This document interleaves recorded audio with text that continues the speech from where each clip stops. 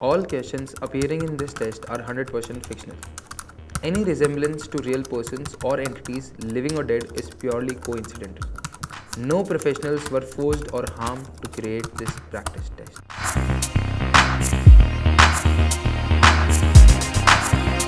So recently I created a video in which I described the topics that you need to master in order to crack your Salesforce Administrator Certification exam in one go. If you haven't checked that video yet, then there's a link over here as well as down there in the description. Make sure to check that out. And following that video, I got a request from a lot of you guys to share the practice questions or a practice test which will help you prepare for the Salesforce Certification exam.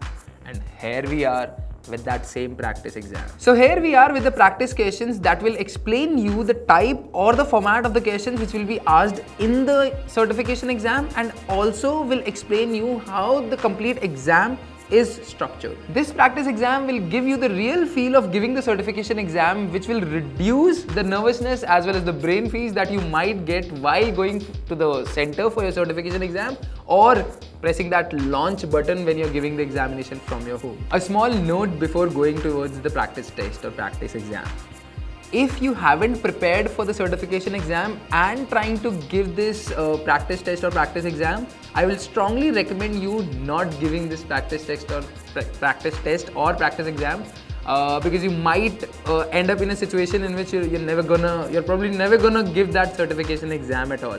So if you haven't prepared for the certification exam yet, first prepare that and then only go for this practice exam or this practice test. Now without any delay, I'm going to be sharing you a link down here in the description with the help of which you'll be able to give that practice exam or that practice test, which will help you give the gist or give the feel of the real certification exam. There are going to be a lot of questions over there, like there are going to be 60 questions of course, because in the real exam also you'll be getting 60 questions and the passing marks should be 65% of it. And once you give that exam, we'll be sharing the results with you and you'll be able to understand whether you'll be able to crack the certification exam or not. Here are a few things that you need to make sure before going for your Salesforce certification exam or this practice test. The time that gets allotted to you for 60 questions is equals to 180 minutes. You need to make sure that you complete the exam in the described time only. Generally, a lot of people do it very early than that. But yeah, this is something that you need to make sure before starting the examination or before going for the examination. Also, there are two types of questions that you're going to get in the certification exam. Number one, in which the answer is going to be any one only. Right? Any one only means there's going to be a radio button in which you'll be able to select only one option.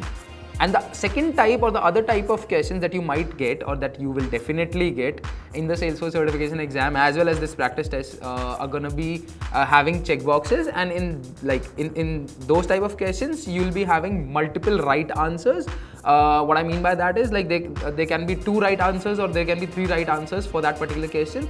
The quantity of the right answers is going to be written in the question itself. Like if let's say there are 5 options A, B, C, D, E, and if there are 2 correct answers, then it will be written in the question itself, like give 2 answers.